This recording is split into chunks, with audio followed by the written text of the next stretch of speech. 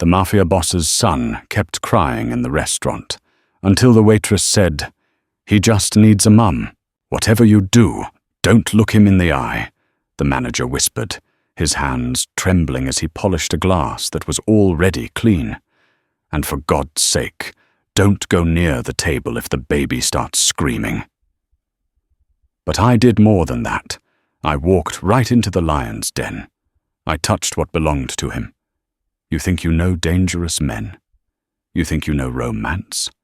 Wait until you meet a father who holds a city in his palm, but can't stop his own son from crying. Welcome to a story about power, betrayal, and the only woman dangerous enough to tame a monster. The crying wasn't a sound. It was a physical weapon. It soared through the low hum of the restaurant, slicing through the clatter of silver against porcelain, and dug straight into the base of Ian Scott's skull. Vincenzo's was the kind of establishment where silence was the most expensive item on the menu. The walls were mahogany, the floors were marble, and the patrons were men who signed death warrants with fountain pens. But tonight, the elegance was being shredded by the lung capacity of a 6-month-old infant. Ian Scott sat at the head of the corner table. He was 32, wearing a charcoal suit that cost more than the staff's combined annual salaries. His face was a mask of sharp angles and rigid control, but his eyes, grey like a polished bullet, betrayed a frantic, feral desperation. He rocked the car seat with his foot. It did nothing. The baby, Leo, was turning a shade of purple that terrified Ian. "He has your temper, Scott," Aaron Bennett said, leaning back in his chair across the table. Aaron picked at his steak, a smirk playing on his lips. Maybe he knows Daddy is losing territory in the East End. Babies sense fear. "Did you know that?" Ian's hand tightened around his wine glass. The stem snapped. Red Cabernet flooded the white tablecloth like a fresh arterial wound. The restaurant went silent. Even the baby seemed to pause for a microsecond before inhaling to scream louder. "Careful, Aaron," Ian said, his voice terrifyingly quiet. "You're confusing my patience with weakness." "I'm just saying," Aaron continued, gesturing with his steak knife. "You bring a kid to a sit-down? It's unprofessional. It's weak. Maybe the rumors are true. Since Elena died, you're not the Wolf of Chicago anymore. You're just a babysitter." Ian stood up.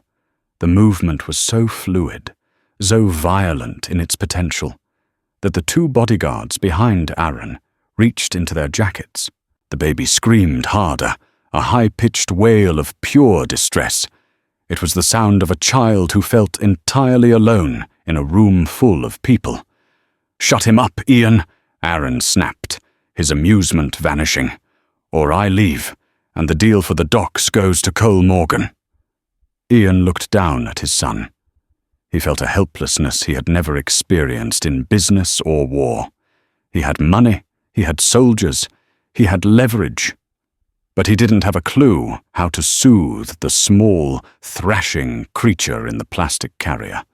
He reached down, his large, scarred hand hovering over the baby, afraid to touch, afraid to break him. "Is there a problem here, gentlemen?" The voice was soft, but it carried a strange weight, cutting through the testosterone and the noise. Ian snapped his head up. A waitress stood there. She wasn't one of the regular senior servers who hovered around the VIP tables. She was young, perhaps 24, with dark hair pulled back in a severe bun that highlighted the sharpness of her cheekbones. Her uniform was standard, but she wore it like armor. Her name tag read, Lauren. "Get lost," one of Aaron's guards growled. Lauren didn't look at the guard. She didn't even look at Ian, the man whose face was plastered on the front page of the Crime Beat every other week. She looked strictly at the baby. "He's not hungry," Lauren said, her eyes narrowing as she observed the infant. "And he doesn't need a diaper change." Ian stared at her, stunned by the audacity. Excuse me? You've checked his bottle 3 times in the last 10 minutes, Lauren observed, her tone clinical. You checked his diaper before the appetizers arrived. He's arching his back. His fists are clenched tight. I said, "Get lost," Aaron barked, slamming his hand on the table. Lauren ignored the gangster completely. She took a step closer to Ian. This close, Ian could smell her. Not perfume, but soap and something distinct, like antiseptic and peppermint. It was a clean, sharp scent. "May I?" she asked Ian. It was insanity. He shouldn't let a stranger touch his son.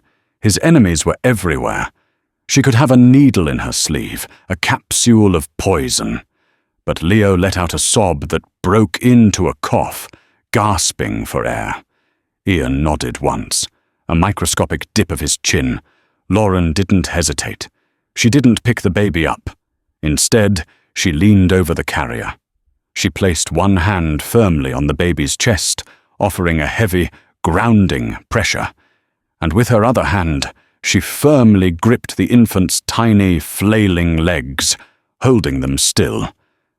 She leaned down, her face inches from the baby's, and made a low, rhythmic shushing sound. It wasn't the gentle shh, shh people usually did. It was a deep, guttural vibration from her chest. Vroom. Vroom. She held the eye contact with the infant. 10 seconds, 20 seconds. Leo's eyes, wet and red, locked onto hers. The screaming stopped. It choked off into a whimper. Then silence. The baby's body, previously rigid as a board, went slack under her hands. The silence in the restaurant was deafening. Lauren kept her hand on the baby's chest for another moment, feeling the heartbeat slow down before she straightened up. She adjusted her apron, her face returning to a blank, professional mask. She looked at Ian. For the first time, their eyes met. Hers were a startling amber color, devoid of the fear that everyone else in the city showed him. "He's not sick and he's not hungry," Lauren said flatly. "Then what is it?" Ian asked. His voice was hoarse. He realized he had been holding his breath. Lauren glanced at Aaron Bennett, then at the circle of armed men, and finally back to the lonely, powerful man standing over the car seat. "He's surrounded by testosterone, aggression, and the smell of gunpowder and cologne," she said, her voice dropping so only Ian could hear. "He's terrified. He doesn't need a bottle, Mr. Scott." She paused, picking up the broken wine glass from the table with effortless grace. "He just needs a mum." She turned and walked away toward the kitchen, the shards of glass clinking softly on her tray. Ian stood frozen.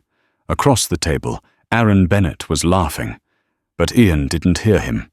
He was looking at his son, who was finally, peacefully asleep. The kitchen of Vincenzo's was a chaotic contrast to the dining room. It was bright, white, and loud with the shouts of chefs and the hiss of searing meat.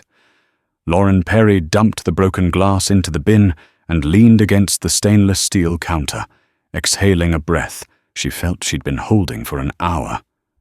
Her hands were shaking slightly. "Stupid," she told herself. "Stupid, stupid, stupid." You don't interact with the tables. You definitely don't touch the children of the Bratva's biggest rival. "Lauren!" The manager, Mr. Ricci, came storming over, his face red. "What do you think you're doing? I put you on the floor for one night because Sarah called out, and you interrupt Ian Scott's meeting." "The baby was crying, Marco," Lauren said, keeping her voice level. It was disturbing the other guests. "You're fired," Ricci hissed. "Get your things. Go out the back. If Scott complains, I'm telling him you were a temp agency hire." Lauren closed her eyes. She needed this job. The envelope of cash hidden under the loose floorboard in her studio apartment was light. Dangerously light. "Fine," she said. There was no point begging. Begging made you memorable, and Lauren Perry needed to be invisible. She untied her apron, folded it neatly, and walked to the locker room. She changed into her street clothes, oversized jeans, a grey hoodie, and scuffed sneakers. She pulled her hair down, letting it shield her face. She slipped out the back exit into the alleyway. The alley was narrow, smelling of refuse and stale oil. The sodium streetlights cast long, sickly orange shadows against the brickwork. Lauren kept her head down, walking fast. She needed to get to the subway before the late-night crowd made it unsafe. "Miss Perry?" The voice came from the shadows near the dumpster. Lauren froze. Her hand instinctively went to the pepper spray in her pocket, a reflex honed by 3 years of running. A car door opened. A black SUV was idling silently at the mouth of the alley, blocking her exit. Ian Scott stepped out. Without the ambient noise of the restaurant, he looked even larger. The streetlights caught the sharp line of his jaw. He wasn't wearing his suit jacket anymore. His dress shirt was rolled up to the elbows, revealing forearms that were thick with muscle and marked by faint, white scars. "Mr. Scott," Lauren said. She didn't retreat. "I was just fired. If you're here to complain about the service, take it up with Marco." "I'm not here about the service," Ian said. He walked toward her. He moved with a predator's grace, silent, purposeful. He stopped 3 feet away. "How did you do it?" he asked. "Do what?" "Leo. He hasn't slept in 2 days. The nannies, they try, but he screams until he vomits. You touched him for 30 seconds, and he's out cold in the car." Lauren gripped her bag strap tighter. "Some babies are sensitive to sensory overload. You and your friends radiate stress. I just grounded him. It's a technique." "Are you a nurse?" Ian asked. His eyes were scanning her, dissecting her. "No." "A mother?" A shadow passed over Lauren's face, quick and painful. "No." "Then who are you?" "I'm nobody," she said. "Just a waitress looking for a new job." She tried to step around him. Ian moved, blocking her path. He didn't touch her, but his presence was a wall. He pulled a folded piece of paper from his pocket. "My background check guy is very good," Ian said, unfolding the paper. "Lauren Perry. Social Security number issued in Ohio, but no high school records there. No credit history before 2021. You pay rent in cash. You have no social media presence. You don't exist, Lauren." Lauren's heart hammered against her ribs. "Is that a crime?" "In my world, it usually means you're hiding from the law, or you're hiding from someone worse than the law." Ian stepped closer. "Who are you running from?"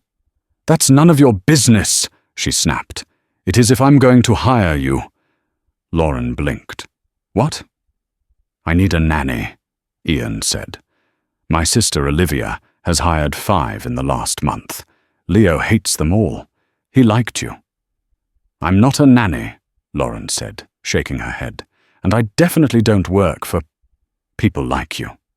Ian laughed, a dry, humorless sound. "People like me pay very well. 10,000 a month, live-in, full benefits, and protection." Lauren paused. Protection. She thought of the phone call she had received 2 days ago, the heavy breathing on the other end, the voice that said, "I found you, darling." 10,000 a month could get her a new identity in 6 months. It could get her out of the country. "I have conditions," she said, her voice trembling slightly. Ian raised an eyebrow. "You're negotiating.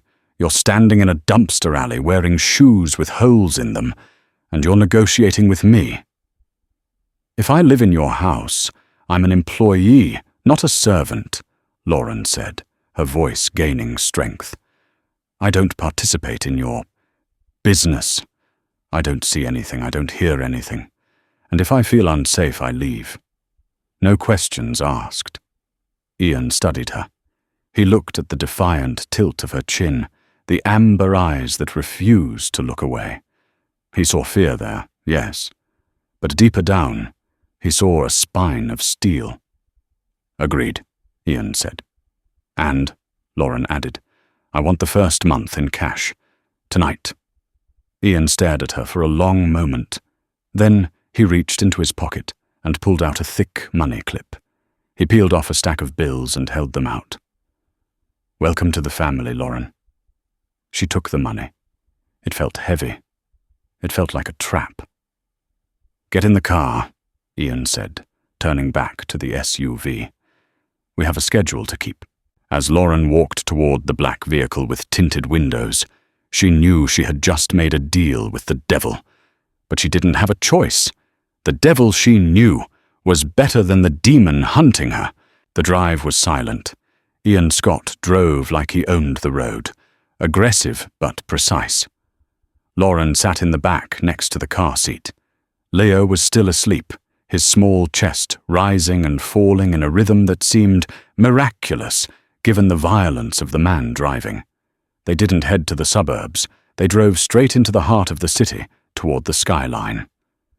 The car pulled into the underground garage of the Scott Tower, a monolith of glass and steel that pierced the night sky. The garage was sterile, bright concrete, filled with other black SUVs and a few exotic sports cars that looked like they had never been driven. "We take the private elevator," Ian said, lifting the car seat out. Lauren followed him, clutching her canvas bag. She felt underdressed and exposed. The elevator ride was smooth and fast. When the doors opened, they weren't in a hallway. They were directly in the penthouse foyer. It was breathtakingly cold. That was Lauren's first impression. The floors were polished white stone. The walls were floor-to-ceiling glass, revealing the entire city grid. The furniture was minimal, Italian, and looked uncomfortable. There were no photos, no toys, no signs of life. It looked like a museum for weapons, not a home for a child. "Ian?" A woman walked into the foyer. She was striking, with the same dark hair and grey eyes as Ian, but her features were sharper, more predatory. She wore a silk dressing gown and held a lit cigarette. "Olivia," Ian said, placing the car seat on a sleek marble table. "This is Lauren, the new nanny." Olivia Scott stopped dead. She looked Lauren up and down, her lip curling in immediate distaste. "This?" Olivia asked, gesturing at Lauren's hoodie with her cigarette. "You picked this up off the street?" "Ian, we have agencies. We have protocols."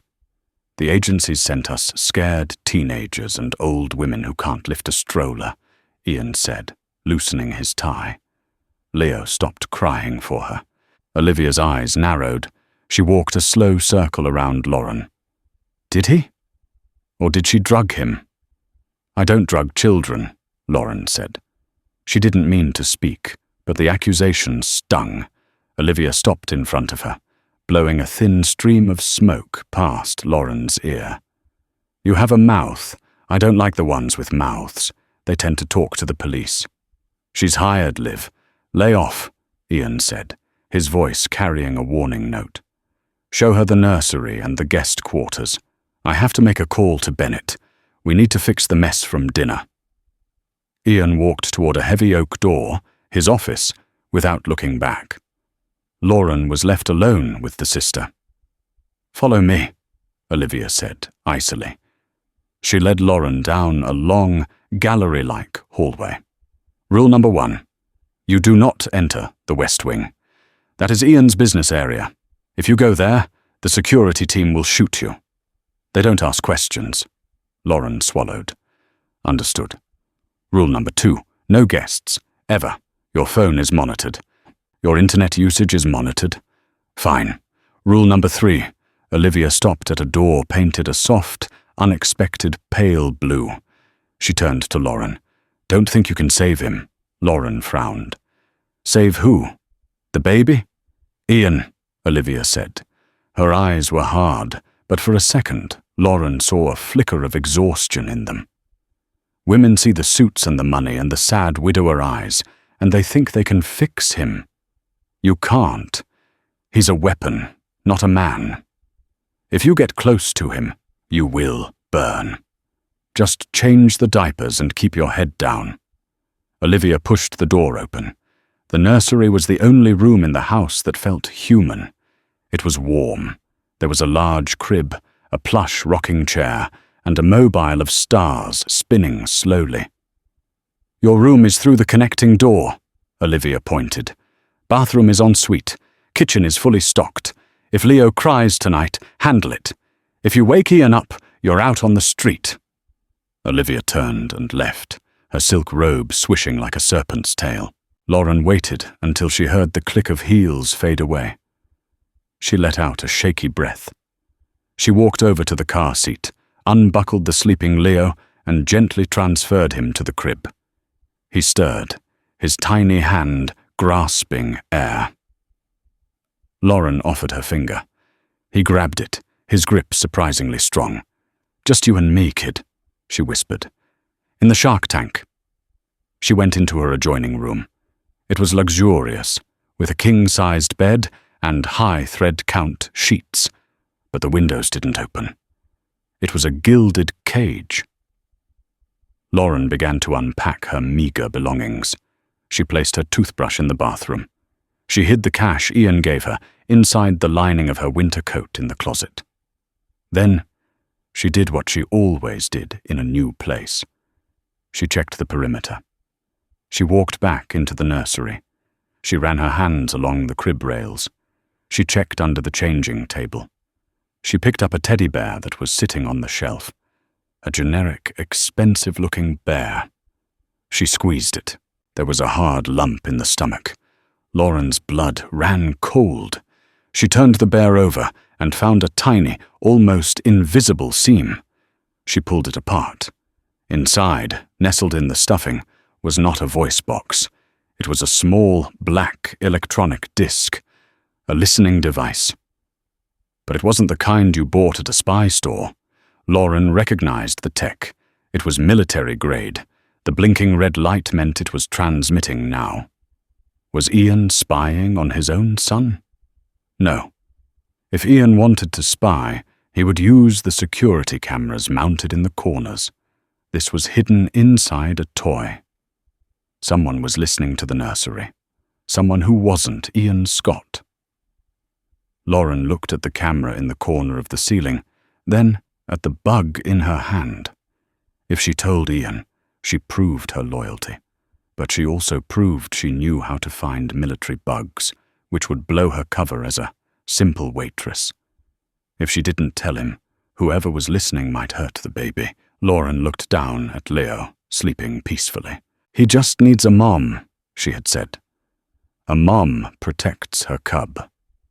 Lauren took a piece of gum from her pocket, chewed it quickly, and stuck the bug to the underside of the heavy changing table, muffling the microphone against the wood. It would buy her time. She walked to the window and looked out at the city lights. Somewhere out there, Miles Wright was looking for her. And in here, someone was hunting Ian Scott. She had walked out of the frying pan and into the fire. Suddenly, the door to the nursery creaked open. Lauren spun around. Ian stood there. He had removed his tie and unbuttoned his collar. He looked exhausted, holding a glass of amber liquid. He wasn't looking at her. He was looking at the empty crib, then at her. "I forgot to ask," Ian said, his voice low in the quiet room. "At the restaurant, you said he was terrified of the aggression. Does that mean he's terrified of me?" The question hung in the air, heavy and vulnerable. Lauren looked at the man who could kill with a phone call, standing in the doorway asking if his son hated him. "He doesn't know you yet," Lauren said softly. "He just knows how you feel. If you want him to stop crying, Ian, you have to stop wanting to kill everyone in the room." Ian stared at her. For a second, the grey steel of his eyes cracked. "I don't know how to do that," he whispered. "Then you better learn," Lauren said, "or you'll lose him." Ian stared at her for a long beat, the tension electric between them. Then, without a word, he turned and closed the door. Lauren sank onto the floor, her heart racing. It was going to be a long night. Morning in the Scott penthouse did not break gently. It arrived with the blinding glare of the sun, reflecting off 1,000 surrounding glass skyscrapers. The light flooded the nursery, harsh and unforgiving, exposing every dust mote dancing in the sterile air. Lauren Perry was awake long before the light hit the crib. She hadn't really slept. She had spent the hours between 3 and 5 in the morning sitting in the rocking chair, watching the door, a heavy ceramic lamp placed within arm's reach. Old habits didn't die, they just lay dormant until you were terrified again. She changed Leo, who woke up with a fuss, but settled quickly when she hummed that low, vibrating note against his chest. She dressed him in a fresh onesie, avoiding the monogrammed outfits Olivia had laid out, opting for soft cotton instead. When she walked into the kitchen, the penthouse was already buzzing with activity. Men in dark suits, security, were stationed at the windows and the elevator. They wore earpieces and expressions of professional boredom. Ian was at the kitchen island, reading a tablet. He wore a crisp white shirt, sleeves rolled down this time, cufflinks catching the light. He looked like a CIO, not a mob boss, until you noticed the gun holstered in the small of his back, visible only because he was leaning forward to drink his espresso. "Coffee?" Ian said, without looking up. It wasn't a question. He pointed to a chrome machine that looked more complicated than a car engine. "I'm the nanny, not the barista," Lauren said, moving to the fridge to find formula. The security guard by the fridge stiffened, his hand twitching toward his jacket. No one spoke to Ian Scott like that. Ian looked up. His eyes were bloodshot. He hadn't slept either. "Leo?" "Fed, changed, smiling at a dust bunny in the crib," Lauren replied. She started mixing a bottle, her movements precise. "You should go see him. He's in a good mood." "I have a meeting in 20 minutes, Ian said, his gaze returning to the tablet. "Olivia has a list of schedules for you. Pediatrician at 10. Park at noon. Private park, obviously. Security will drive you."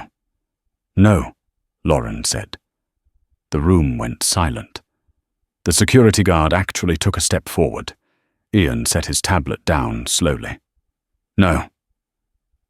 If someone is targeting you, which they clearly are given the armada of guys in the hallway, then a scheduled trip to the park is a sniper's dream," Lauren said, keeping her back to him as she shook the bottle. "Routine is how you get killed. We stay inside today." Ian stared at her back. She was right, of course. It was standard counter-surveillance logic, but a waitress from Ohio shouldn't know counter-surveillance logic. "You watch a lot of action movies, Lauren?" Ian asked, his voice low. Lauren turned, the bottle in her hand.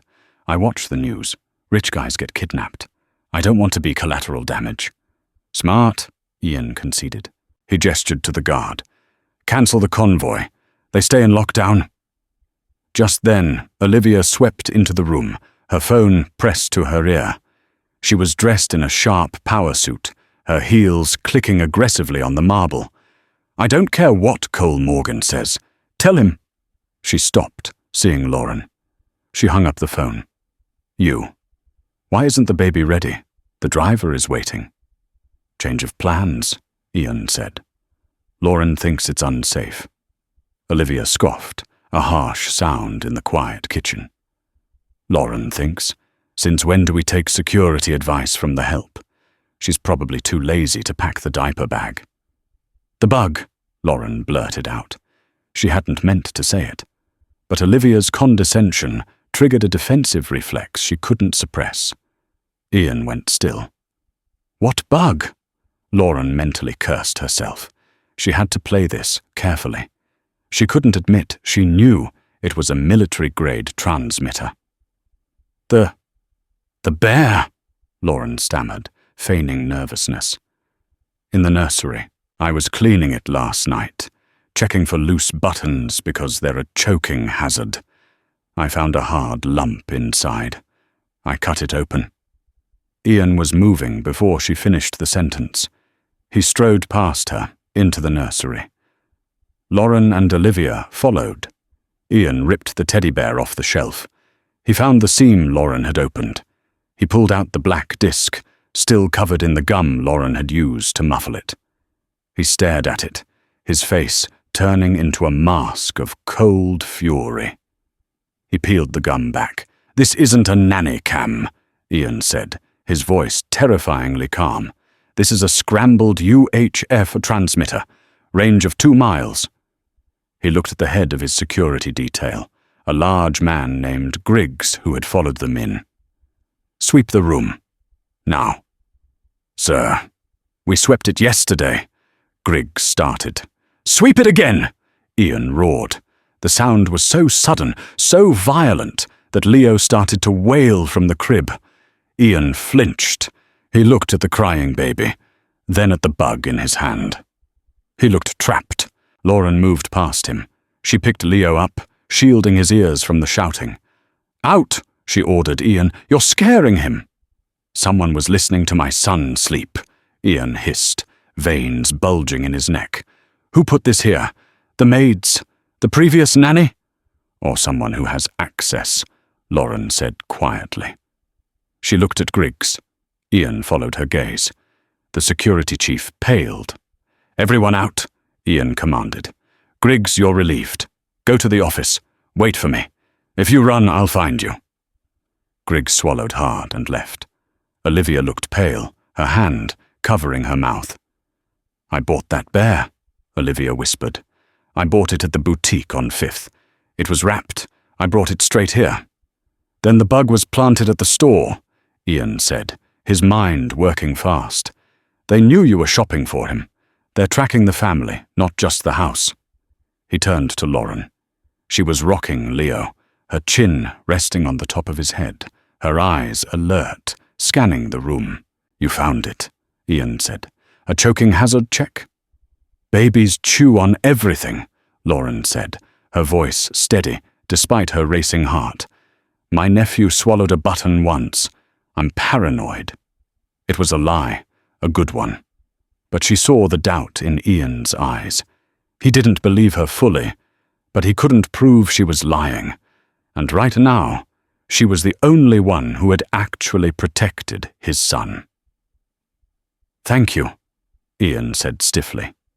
"Don't thank me," Lauren said, placing Leo back in the crib now that he was calm. "Just buy better security, and maybe don't shout in the nursery." She walked past him into the bathroom and locked the door. She turned on the faucet to mask the sound of her exhaling. She looked in the mirror. Her pupils were dilated. The adrenaline was back. They are close, she thought. The people tracking Ian are sophisticated. And if they're listening to the nursery, they heard my voice last night. She wasn't just hiding from Miles Wright anymore. She was standing in the crossfire of a war she didn't understand. 2 days passed in a tense, claustrophobic blur. The penthouse was on total lockdown. No one in, no one out. Food was delivered by a trusted lieutenant and scanned for poison. The windows were fitted with new blackout shades. Lauren fell into a rhythm. Wake up, feed Leo, play on the floor, avoid Olivia, avoid Ian. Ian spent most of his time in the West Wing, the office area Lauren was forbidden to enter. She could hear him sometimes, his voice a low rumble through the walls, arguing on the phone. On the third afternoon, the silence of the penthouse was broken by the sound of a crash from the living room. Lauren ran out of the nursery, Leo on her hip. She found Ian standing by the glass wall, a broken tablet on the floor. He was breathing hard, staring out at the city below. "Everything okay?" Lauren asked, keeping her distance. Ian turned. He looked wrecked. His shirt was wrinkled, his hair messy. He looked like a man who was losing his grip. "They hit the warehouse," Ian said. "My shipment. It wasn't stolen. It was burned. Millions of dollars of inventory just torched." "I'm sorry," Lauren said. "It's not about the money," Ian said, running a hand over his face. "It's the message. They're telling me I can't protect what's mine. First the restaurant, then the bug in the nursery, now this." He looked at Leo. The baby was chewing on his fist, watching his father with wide, curious eyes. "He's better off without me," Ian muttered. "I should send him away. Boarding school in Switzerland, or a foster family in Iowa. Somewhere safe." "He's 6 months old, Ian," Lauren said sharply. "He doesn't need Switzerland. He needs his father." "I'm not a father," Ian snapped. "I'm a target. Look at this life, Lauren. I sit in a glass box waiting for a bullet. Elena died because of me. A car bomb meant for the driver. She took the car that morning because she was mad at me. She wanted to go shopping alone." His voice cracked. It was the first time he had spoken about his wife. Lauren stepped closer. She shouldn't. She needed to keep the wall up. But the pain in his voice resonated with the jagged hole in her own chest. "Guilt is a useless emotion," Lauren said softly. "It doesn't bring anyone back. It just makes you slow. And if you're slow, you die." Ian looked at her, really looked at her. "You sound like you speak from experience." "We all have ghosts," Lauren said. "Who is Miles?" The name hit Lauren like a physical blow. She froze. Ian stepped closer, stepping over the broken tablet. "I ran your background check again. Deeper this time. I used a contact at the FBI. Your social security number belongs to a girl who died in a car accident in 1999. You're a ghost, Lauren. But ghosts leave trails." He pulled a folded photo from his pocket. It was grainy, taken from a surveillance camera at a bus station in Cleveland 3 weeks ago. It showed Lauren, blonde hair then, looking over her shoulder. "And then there's this," Ian said. "A police report from Dayton. A woman matching your description filed a restraining order against a man named Miles Wright, a detective, a highly decorated, highly dangerous detective." Lauren felt the blood drain from her face. The room spun. "He's a cop?" Ian asked. "Is that why you're here? Are you a plant? Is this an undercover operation?" "No." Lauren backed away, clutching Leo tighter. He's not doing this for the police. He's sick, Ian. He's obsessed." "So you're running from a dirty cop," Ian deduced. His eyes narrowed. "And you brought that heat to my doorstep?" "He doesn't know where I am," Lauren pleaded. "I ditched the phone. I changed my hair. I paid cash." "You have no idea how these people work," Ian said, his voice cold again. "If he's a detective, he has resources. He can track you." "I saved your son," Lauren whispered. "I found the bug." Ian stopped. The anger warred with the logic in his eyes. "You did," he admitted, "which is the only reason you aren't being dragged out of here by your hair right now." He turned away, looking out the window again. "Pack a bag," he said. Lauren's heart stopped. "You're kicking me out?" "No," Ian said. "We're leaving. The penthouse is compromised. The warehouse is gone. And if a rogue cop is tracking you, he might find this place eventually. We're going to the safe house. The real one." "Where?" "Up north. The lake house. No electronics. No staff. Just us, the baby, and enough ammo to hold off an army." He turned back to her. "You said you wanted protection? You're about to get it. But once we leave this building, there's no quitting. You're in the war now." Lauren looked at Leo, then at Ian's outstretched hand. She thought of Miles, his badge gleaming under the streetlights, as he promised he would never let her go. She thought of the way Ian had looked at the teddy bear with terror in his eyes. Two monsters. One wanted to possess her. The other wanted to protect his son. Lauren shifted Leo to her other hip and took Ian's hand. "I'm packed," she said. The convoy left at midnight. 3 black SUVs. Ian drove the middle one, an armored Cadillac Escalade. Lauren sat in the passenger seat, Leo strapped into the base in the back. They took the lower tunnels, avoiding the highway cameras. The city lights smeared into streaks of neon and sodium orange against the thick, bulletproof glass. The silence in the car was heavy. Ian drove with one hand on the wheel, the other resting near the console, where a heavy handgun sat. "Miles right," Ian said, breaking the silence. "What did he do to you?" Lauren stared out the window at the concrete walls of the tunnel. "He was the officer who responded when my apartment was broken into. He was charming, helpful. He fixed my lock. Then he started showing up at my work. Then he started parking outside my house." She shivered, despite the climate control. "When I tried to leave town, he pulled me over. He told me that if I ever tried to run, he'd plant drugs in my car. He'd ruin me. He said I belonged to him." Ian's knuckles whitened on the steering wheel. "Possessive men are weak men. They control because they can't lead. He killed my cat," Lauren said, her voice flat. "I came home and found it. That was the warning. Next time," he said, "it would be my sister. So I ran. I cut contact with everyone. I became nobody." Ian glanced at her. There was a strange respect in his eyes now. "You're a survivor, Lauren. We'll see," she murmured. They emerged from the tunnel onto a dark, industrial service road that led toward the highway on-ramp. It was a desolate stretch, flanked by abandoned factories and high chain-link fences. "Something's wrong," Lauren said suddenly. Ian looked at her. "What?" "The lead car," Lauren pointed. "Their brake lights. They're tapping them. 3 times. Ian frowned. "That's not a signal." "It's a hesitation," Lauren said, her body tensing. "The driver is unsure. Why would he be unsure on a straight road?" Before Ian could answer, the lead SUV exploded. The sound was a dull thump inside the armored cabin, but the shockwave rocked their heavy vehicle. A fireball erupted into the night sky, illuminating the grim skeletons of the factories. "Hold on!"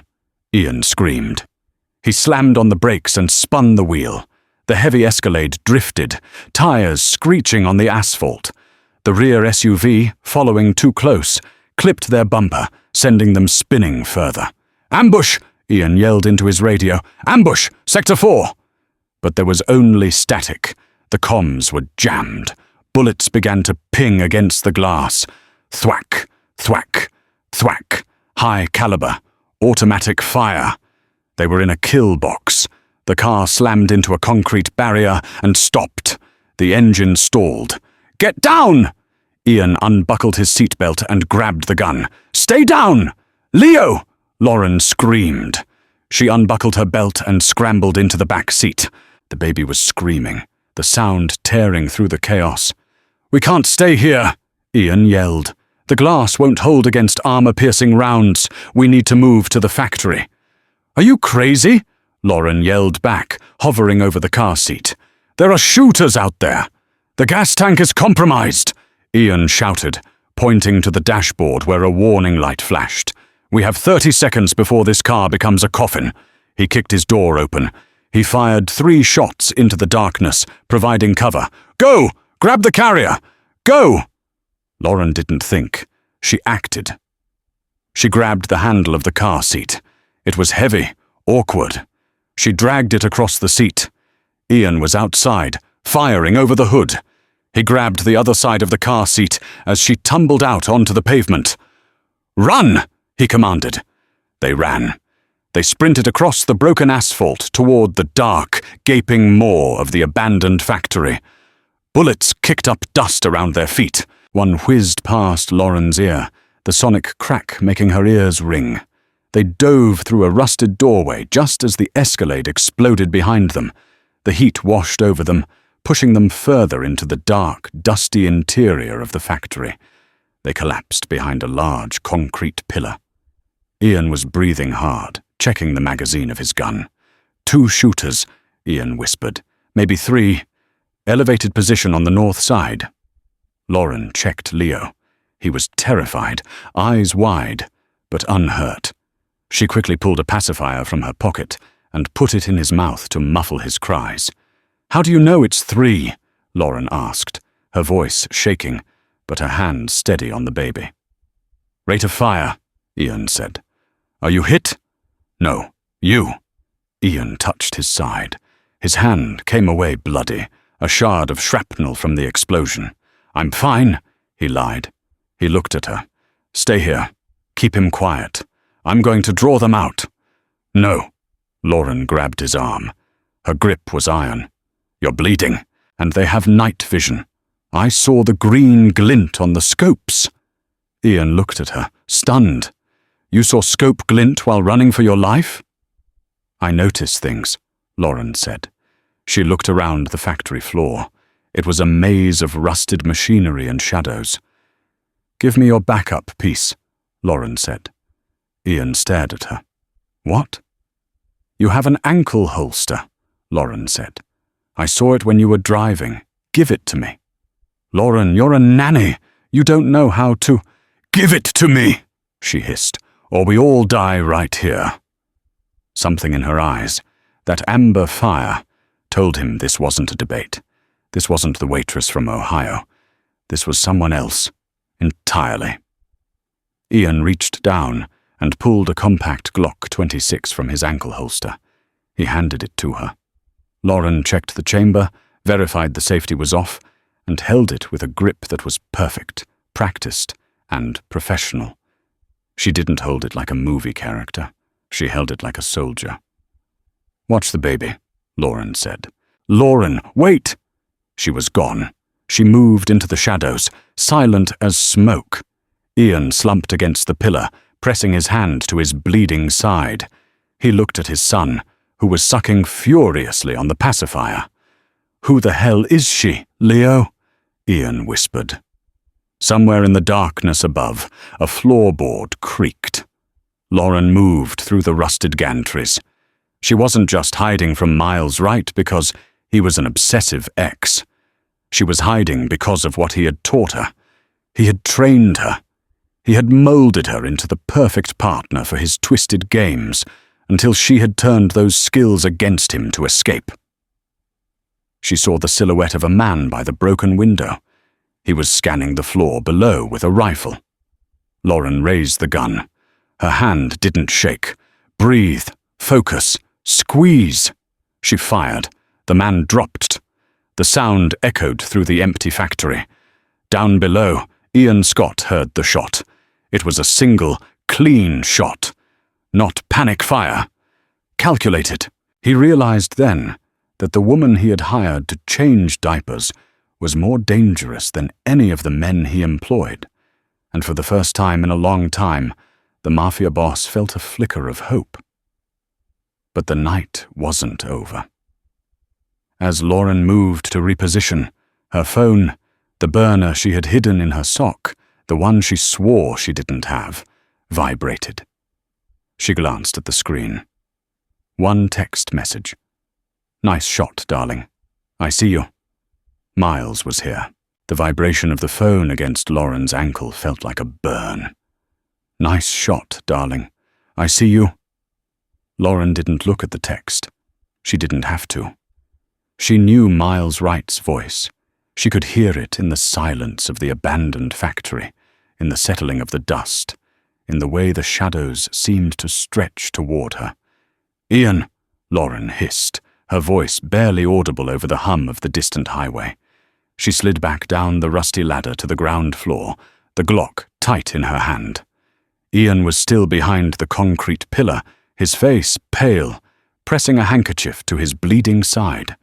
Leo was wide awake now, sucking rhythmically on the pacifier, his large eyes darting around the dark, cavernous space. "We have to move," Lauren said, crouching beside him. "The shooter I dropped wasn't alone, and the man controlling them is here." "Miles?" Ian grit his teeth as he tried to stand. "The cop?" "He's not just a cop," Lauren said, helping him up.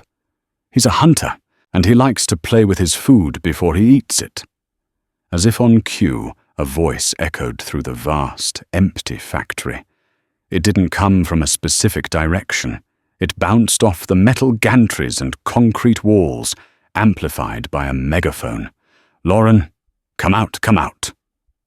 The voice was smooth, cultured, and terrifyingly familiar.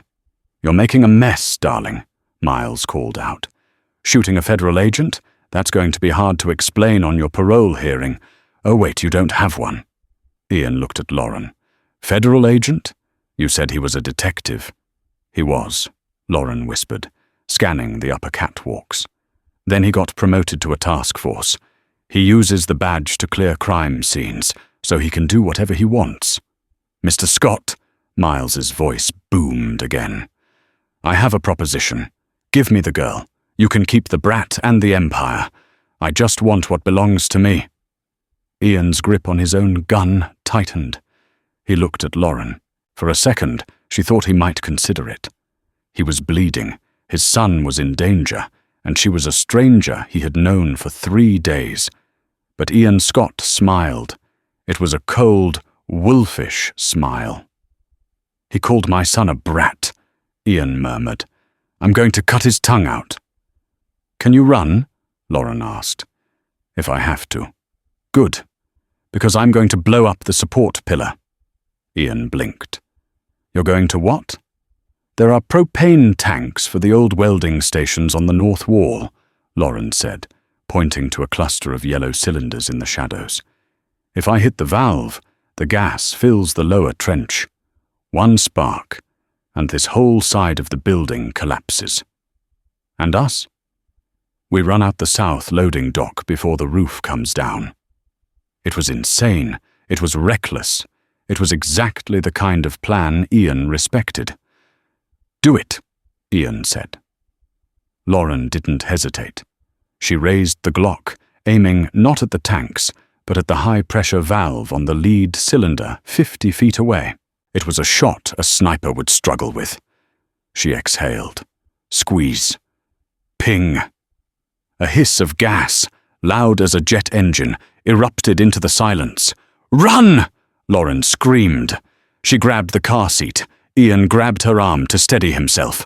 They sprinted toward the south doors. "What was that?" Miles yelled from the catwalks, his composure cracking. "Lauren!" Lauren paused at the heavy iron doors. She turned back, raised her gun, and fired a single shot at a hanging halogen work light above the gas cloud. The bulb shattered. Sparks rained down.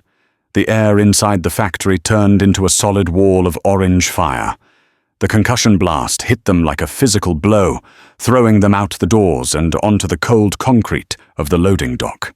Behind them, the factory groaned, metal shrieking as the roof began to cave in, burying the catwalks in rubble and flame. They scrambled into the night, the heat searing their backs. They didn't stop running until they reached the tree line, where an old service road intersected with the woods. Ian leaned against a tree, sliding down until he hit the dirt. His shirt was soaked in blood. "Did we get him?"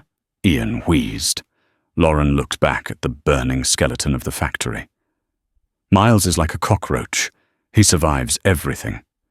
But we bought ourselves time." She looked down at Ian. His eyes were glazing over. "We need a car," she said. "And a doctor." Ian fumbled for his phone, his bloody fingers slick on the screen. "Call. Hannah." "Who is Hannah?" "The only person left I trust." Ian's hand dropped. He was out cold.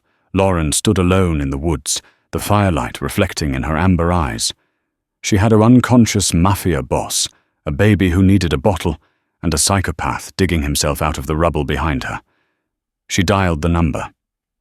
"This better be good," a sharp female voice answered. Ian is down, Lauren said, her voice turning to steel. I need extraction at Sector 4. Bring a trauma kit, and bring formula. The safe house wasn't a cabin. It was a fortress of brutalist concrete and glass cantilevered over the edge of a frozen lake. The interior was sterile white, illuminated by recessed lighting that hummed with artificial brightness. There were no shadows here. Lauren sat on the white leather sofa, feeding Leo a bottle. Her hands were scrubbed raw, but she could still smell the gunpowder. Across the room, Hannah Turner was stitching Ian up on the dining table, which had been converted into a triage station. Hannah was 50, severe, with grey hair cut into a sharp bob. She moved with the efficiency of a combat medic, which, Ian had explained during the drive, she used to be before she became the family's cleaner. He's lucky, Hannah grunted, snipping a suture. 2 inches to the left and it would have hit the kidney. He'll live. But he's not fighting anyone for a week. Ian lay shirtless, his torso wrapped in white bandages. He was awake, thanks to a shot of adrenaline Hannah had administered. I don't have a week, Ian rasped. Miles Wright survived the collapse. My contacts say he was pulled out by a SWAT team an hour ago. He's burnt, he's angry, and he's linking up with Aaron Bennett. Bennett? Lauren asked, burping Leo against her shoulder. Why would a rival boss work with a federal agent? Because they have a common enemy, a new voice said from the doorway. Rebecca Flores walked in. She was Ian's head of intelligence, a striking woman in her 30s with glasses and a tablet glued to her hand. She looked exhausted. I pulled the phone records, Rebecca said, placing the tablet on the table near Ian. It wasn't a coincidence. Aaron Bennett has been paying Miles Wright for 3 years. Miles provides police protection for Bennett's shipments, and Bennett gives Miles intel on high-value targets. And I'm the target, Ian said. No, Lauren said softly. She stood up, placing the sleeping Leo in a portable crib Hannah had brought. I am. She turned to face them. Miles doesn't care about your drug shipments, Ian. He doesn't care about the territory. He wants me back. He's using Bennett's resources to flush me out, and Bennett is using Miles's obsession to take you down. The room went silent. Ian sat up, wincing. You're the leverage. I'm the bait, Lauren corrected. And as long as I'm with you, he'll burn the whole city to get to us. Then we give him what he wants, Ian said. Lauren's eyes widened. Excuse me? We invite him here, Ian said. He looked at Rebecca. Send a message to Bennett. Tell him I'm ready to surrender. Tell him I'm wounded, my men are scattered, and I'm willing to sign over the East End territory. All he has to do is come to the lake house to sign the papers. And Miles? Rebecca asked. Tell him I have the girl, Ian said, his eyes locking with Lauren's. Tell him I'm willing to trade her for my life. Hannah dropped her scissors. Ian, you can't be serious. Lauren stared at him. She saw the calculation in his grey eyes. She saw the wolf. But for the first time, she didn't see a threat. She saw a partner. He won't believe it, Lauren said. Miles knows I wouldn't go quietly. He knows you wouldn't give up. He'll believe it because he thinks I'm a selfish criminal who cares more about money than a nanny, Ian said. And he'll believe it because his arrogance won't let him consider that a waitress and a dying mobster could outsmart him. It's a trap, Lauren realized. It's a kill box, Ian corrected. But this time, we control the trigger. He held out his hand to her. Do you trust me? Lauren looked at the hand. It was the hand of a man who had killed, but it was also the hand that had awkwardly tried to hold a baby bottle 3 days ago. I trust you, Lauren said, taking his hand. But if this goes south, I shoot you first. Ian smirked. Deal. Later that night, The house was quiet. Hannah and Rebecca were in the security room, prepping the perimeter. Lauren stood by the massive glass window, looking out at the black void of the frozen lake. Ian walked up behind her. He moved stiffly, favoring his side. "You should be resting," Lauren said without turning. "I can't sleep," Ian said. "I keep thinking about the restaurant. When you took Leo. I just did what needed to be done." "No," Ian said. He stepped closer. The heat of his body radiated against her back. "You saw him. Everyone else saw a problem, a noise, a liability. You saw a person." He reached out and touched a stray lock of hair near her ear. His fingers were rough, but his touch was hesitant, gentle. "I saw you too," Lauren whispered, turning to face him. "You were just as terrified as he was." "I still am," Ian admitted. "I don't know how to be a father. I don't know how to be good." "You don't have to be good," Lauren said, looking up into his eyes. "You just have to be there." She reached up and placed a hand on his chest, right over his heart. It was beating fast, a steady, powerful rhythm. Ian leaned down. The kiss wasn't like in the movies. It wasn't soft or tentative. It was desperate. It tasted of adrenaline and survival. It was a seal on a pact made in blood. When they pulled apart, Ian rested his forehead against hers. "Tomorrow," he whispered, "we end this." "Tomorrow," Lauren agreed. "We take out the trash." The sun on the snow was blinding. The lake house sat like a white jewel against the stark landscape. At noon, the convoy arrived. 4 SUVs wound their way down the long, plowed driveway. They parked in a fan formation. Aaron Bennett stepped out first. He wore a heavy fur-lined coat and a triumphant grin. Then, Miles Wright stepped out of the second car. Lauren watched from the monitors in the basement security room. Miles looked worse for wear. One side of his face was bandaged, and he moved with a limp, but he held his assault rifle with terrifying ease. "Showtime," Ian said.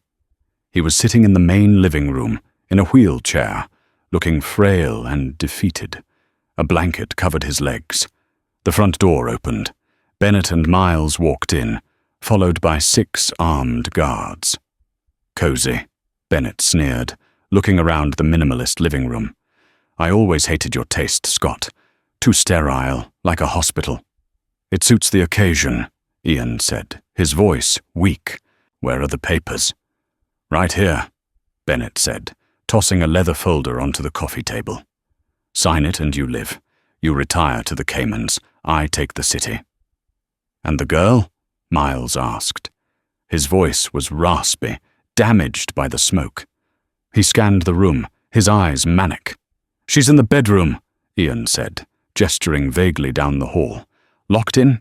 She's all yours, detective. Just get her out of my house." Miles smiled. It was a broken, twisted expression. "You're a smart man, Scott. Business is business." Miles signaled to 2 of his guards. "Go get her." The guards walked down the hallway. They reached the bedroom door. One kicked it open. Click. The sound of a pressure plate releasing echoed through the house. The hallway ceiling dropped. Not a rubble, but a high tensile steel containment net, weighted with lead balls. It crashed down on the 2 guards, pinning them to the floor, tangling their weapons. "What the?" Bennett started. "Now!" Ian yelled. He threw off the blanket. There was no atrophy in his legs, and there was a submachine gun in his lap. He kicked the coffee table over for cover and opened fire. Bennett's chest exploded in red. He went down before he could even reach for his weapon. The room erupted into chaos. Miles dove behind the kitchen island, firing blindly. "You lied to me!" he screamed. "I'm a criminal, Miles!" Ian shouted back, firing a burst that suppressed the remaining guards. "Lying is part of the job description." Suddenly, the glass wall overlooking the lake shattered. Lauren swung in. She had been on the roof. Rappelling down on a winch line, she crashed through the glass, swinging boots first into the guard nearest to Miles. She landed in a crouch, the glass settling around her like diamonds. She held 2 pistols. "Miss me?" she asked. Miles scrambled up, abandoning his rifle, pulling a knife from his vest. He lunged at her. He was fast, fueled by rage and pain. He slashed at her face. Lauren dodged, the blade cutting a thin line on her cheek. She didn't retreat. She stepped in. Miles had taught her hand-to-hand combat. He taught her how to anticipate an opponent. He thought she would block. She didn't block. She swept his leg, using his own momentum against him. Miles hit the floor hard. He tried to rise, but Lauren was faster. She stepped on his wrist, hearing the satisfying crunch of bone, and kicked the knife away. She aimed both pistols at his chest. The room went quiet. Ian had finished the other guards. Bennett was dead. It was just Lauren, Ian, and the man on the floor. Miles looked up at her, blood leaking from his mouth. He laughed. "You can't do it, Lauren. You're not a killer. You're a victim. You're mine." "I'm not yours," Lauren said, her voice steady, cold and final. "And I'm not a victim anymore. I'm a mother." She didn't look away. Bang! Miles' right stopped laughing. Lauren stood there for a moment, the echo of the shot fading. She engaged the safety on her guns. She looked at Ian. Ian wheeled himself over. He had been faking the paralysis, but the gunshot wound in his side was real and hurting. He reached out and took her hand. "Is it over?" he asked. Lauren looked at the carnage, then out the broken window at the pristine white snow. "The war is over," she said. From the basement, a sound drifted up. Faint, but distinct. Leo was crying. Lauren smiled, holstering her weapons. "But my shift is just starting." Ian Scott rebuilt Vincenzo's 2 months later. The opening night was the event of the season. The city's elite were there, whispering about how the Wolf of Chicago had destroyed his enemies in a single frozen weekend. But the most terrifying man in the city wasn't sitting at the head of the table barking orders. He was sitting in a booth in the back, holding a bottle. Lauren sat opposite him, wearing a dress that cost more than her old apartment. She wasn't wearing a uniform. She was wearing a ring. Leo sat in a high chair between them, banging a silver spoon on the table, babbling happily. "He's loud," Ian noted, wiping spinach off his expensive suit lapel. "He's expressing himself," Lauren said, sipping her wine. "Leave him alone." "Yes, boss," Ian said, smiling at his wife. The waitress walked by, a nervous young girl, trembling as she held the tray. She looked at the crying baby, then at the terrifying Mafia boss. "Don't worry," Lauren said to the girl, her amber eyes sparkling. "He doesn't bite. Unless I tell him to." They say you can't escape your past, but sometimes, if you fight hard enough, you can build a future worth protecting. Thank you for watching this. If you enjoyed seeing Lauren go from waitress to warrior queen, and Ian finally find his heart, smash that like button. It really helps the channel. What was your favorite moment?